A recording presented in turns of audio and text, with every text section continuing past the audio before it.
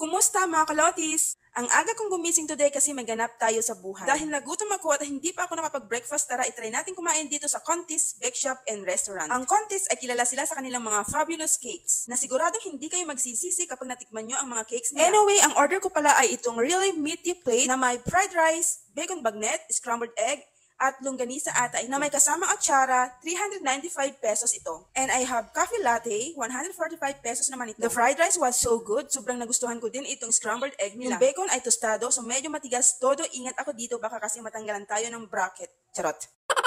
Yung longganisa naman nila ay medyo maasim-asim at maalat-alat. And I like the coffee. Sobrang namis kong magkape kasi ang tagal ko nang hindi nakapagkape dahil acidic tayo. So, coffee now, acidic letter. Charot. Ito naman, ang atsara nila ay sobrang sarap. Isa na ito sa magiging paborito ko dito. At kinabukasan, dito na rin ako nag-lunch. Mayroon akong pork spare ribs and barbecue sauce, garlic rice, and atsara. 375 pesos naman ito. The halo-halo junior size is 95 pesos. Cheese roll, 68 pesos naman ito. Yung garlic rice and spare ribs barbecue was scrumptious. Ano daw? Yung pork ay tender na may konting pagka-chewy siya, pero ang sarap niya.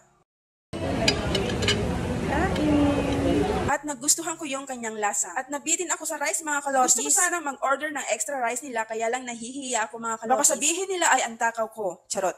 Totoo naman. Ito yung paborito ko dito eh.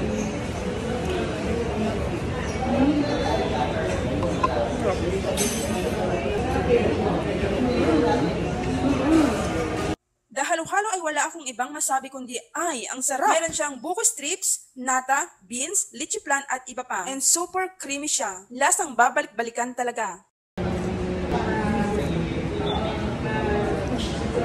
Sarap talaga.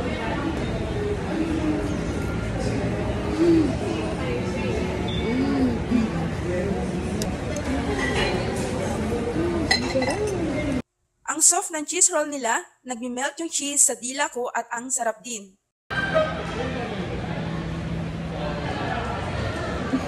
Ang sarap.